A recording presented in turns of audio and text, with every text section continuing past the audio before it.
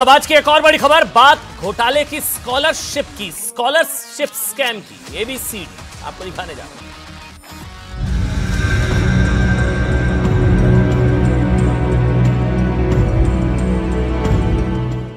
हूं। जो स्कॉलरशिप थी वो सरकार ने बंद कर दिया है, जिससे बहुत सारे बच्चों को बहुत नुकसान हो रहा है। मैं समझता हूं अगर कहीं भी माइनॉरिटी के जो स्कॉलरशिप है उसमें कहीं पे करप्शन हुआ है, कोई घोटाला हुआ है, तो सख्त इंक्वायरी की जाए और उस पर सख्त कार्रवाई की जाए, उसमें कोई रोक टोक नहीं। These institutions who have siphoned off the money, which was the grant of the center, which was scholarship for these children, have not only cheated these children of their education, but also their future. We urge the government to take stern action and refer this case to the Central Bureau of Investigation.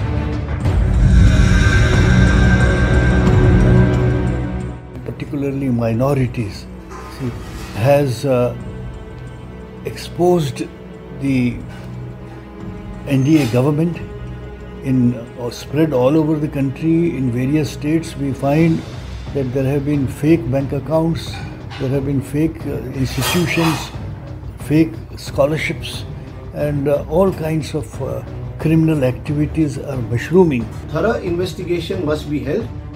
All those concerned, including the ministers, heads of department, both in the center and the state, must be thoroughly investigated, and those who have committed this fraud must be brought to book.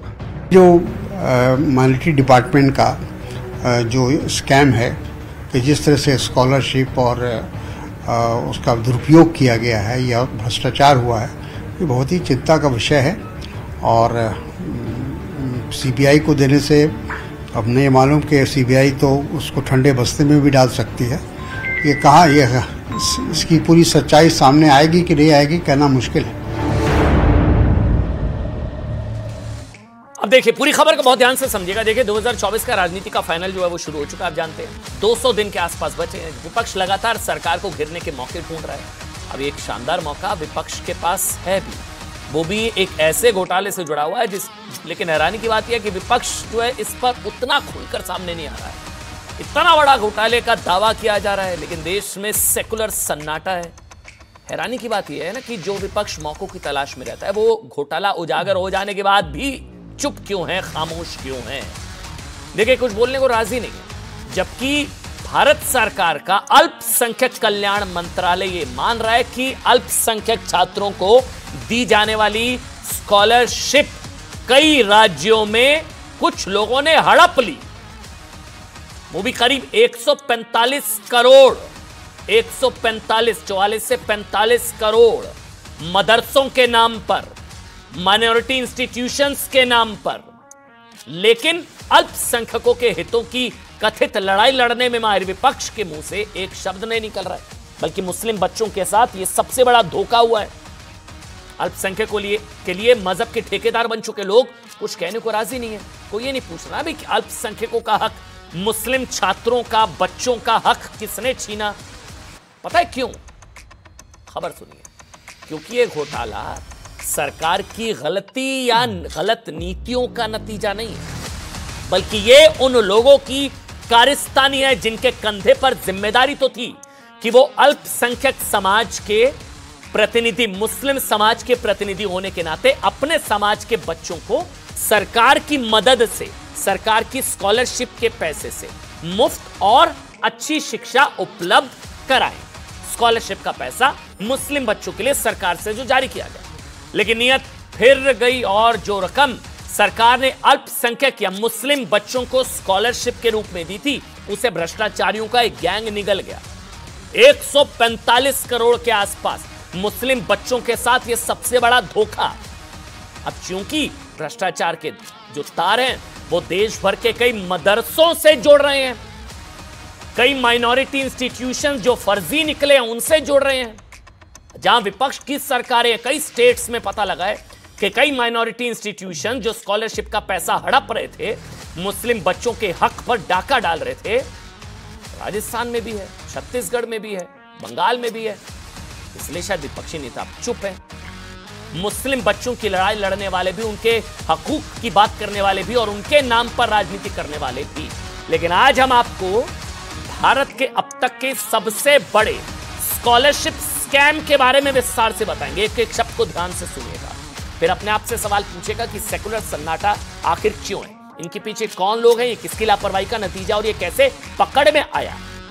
इस पर खामोशी की चादर ओढ़ कर बैठे विपक्षी नेताओं की मजबूरी क्या है कि क्योंकि आरोपी माइनॉरिटी इंस्टीट्यूशंस या मदरसे या मौलाना है इसलिए वो लोग चुप हैं। ये तुष्टीकरण वाला सन्नाटा है, सेकुलर सन्नाटा, ये सब एक एक करके हम आपको बताएंगे। दरअसल सुनिएगा, अल्पसंख्यक मंत्रालय ने साल 2016 से छात्रों को स्कॉलरशिप राशि देने की प्रक्रिया को डिजिटाइज कर दिया था। 2007-8 से सब शुरू हुआ था। जो स्कॉलरशिप मुस्लिम बच्चों को दी जा रही थी, पैसा सीधे दिया जा रहा था राज्य सरकारों को। फिर 14-15 में डीबीटी और फिर 16-17 में क्या हुआ, इसको डिजिटाइज कर दिया गया, डिजिटाइजेशन हुआ। इसके तहत छात्रों को स्कॉलरशिप की रकम सीधे बैंक अकाउंट में ट्रांसफर की जाने लगी। यह हुआ 16 में, 7-8 से दी जा रही थी यूपीए काल से। जुलाई 2022 में क्या हुआ, केंद्र सरकार ने अचानक करीब 40 लाख छात्रों को दी जाने वाली स्कॉलरशिप को अचानक से रोक दिया 2022 में। इसमें पहली से 8वीं क्लास तक के अल्पसंख्यक समुदाय के छात्र शामिल थे। सरकार को लग रहा था कि इस बात पर हंगामा होगा, 40 लाख बच्चों की स्कॉलरशिप रोक दिया, हंगामा हो जाएगा क्योंकि सारे बेनिफिशियरीज ओरिजिनल होंगे। लेकिन जानते कुछ नहीं हुआ, ऐसा कोई बैकलैश नहीं हुआ। तो सरकार को शक हुआ। सरकार ने जांच national council of applied economic research को सौंप दी। पता तो लगे ये कहां जा रहा था पैसा इतने टाइम से। 16 में डिजिटाइजेशन हुआ, फिर 22 में 40 लाख बच्चों की छात्रवृत्ति रोकी, कोई हंगामा नहीं है। पैसा सालों साल यूपीए टाइम से 7-8 से लेकर जाता रहा, इतना पैसा कहां जा रहा था। रिपोर्ट में क्या आया सुनिए। NCAER की जांच में सामने आया कि पिछले 5 सालों में 830 संस्थानों ने इस घोटाले के जरिए सरकार को 144 करोड़ 83 लाख का चूना लगा दिया। ये सिर्फ कागजों में थे इंस्टीट्यूशंस, 7-8 से जो चला रहा था पूरा घोटाला, कागजों में थे, फर्जी थे। जांच में यह भी पता चला कि देश में अल्पसंख्यक स्कॉलरशिप के, सुनेंगे आप हैरान हो जाएंगे, 53% लाभार्थी फर्जी हैं। सरकार से पैसा जाए जा रहा था। राज्यों में जिनको पैसा दिया जा रहा था वो थे ही नहीं इंस्टीट्यूशन।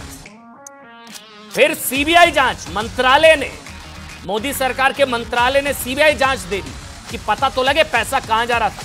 घोटाले का पर्दाफाश होने के बाद अल्पसंख्यक मामलों की मंत्री स्मृति ईरानी ने मामले की जांच सीबीआई को सौंप दी।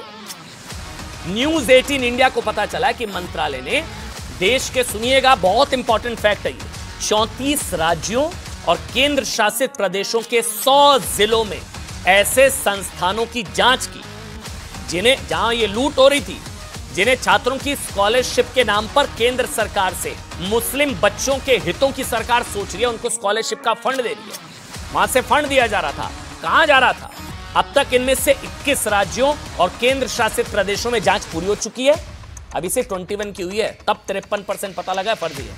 इस दौरान सुनिएगा आंकड़े, 1572 संस्थानों को खंगाला गया, आप हैरान हो जाएंगे।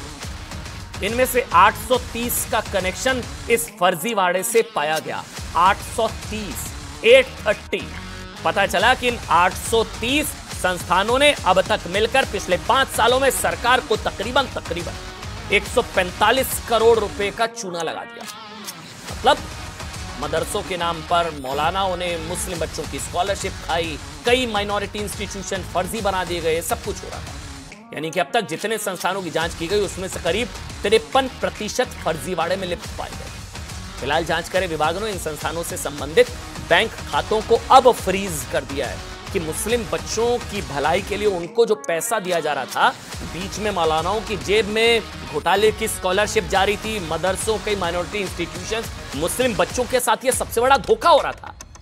अकाउंट फ्रीज कर दिए गए ताकि सबूतों से छेड़छाड़ ना हो सके। अल्पसंख्यक मंत्रालय के छात्रवृत्ति कार्यक्रम की शुरुआत 2007-8 में यूपीए की सरकार के दौरान हुई थी, तब से चल रहा था, ये सब पता ही नहीं लगा। 2016 में डिजिटाइजेशन हुआ, तब समझ में आया ये तो पैसा कहीं और जा रहा था। देश के करीब 1,80,000 संस्थान अल्पसंख्यक मंत्रालय इस योजना में शामिल हैं, जिसमें पहली क्लास से पीएचडी तक के स्टूडेंट्स को हर साल 4,000 से लेकर 25,000 रुपए तक की स्कॉलरशिप मुस्लिम स्टूडेंट्स को दी जाती है। बहुत अच्छी पहल है। आंकड़ों के मुताबिक 2007-8 से लेकर 2022 तक इन संस्थानों को कुल मिलाकर जानते हैं कितना पैसा दिया गया? 22,000 करोड़ रुपए की स्कॉलरशिप दी गई। लेकिन अब पता यह चला है कि इनमें से कई संस्थान फर्जी तरीके से असली जरूरतमंद मुस्लिम छात्रों के हक के हिस्से का पैसा नकली लाभार्थियों की जेब में जा रहा था। इसमें से कई तो मदरसे निकले। चौंकाने वाली बात जानते हैं क्या है? छत्तीसगढ़, ये सुनिए, आंकड़े देखिए आप। अल्पसंख्यकों से इतना बड़ा घोटाला क्यों है? सेकुलर सन्नाटा।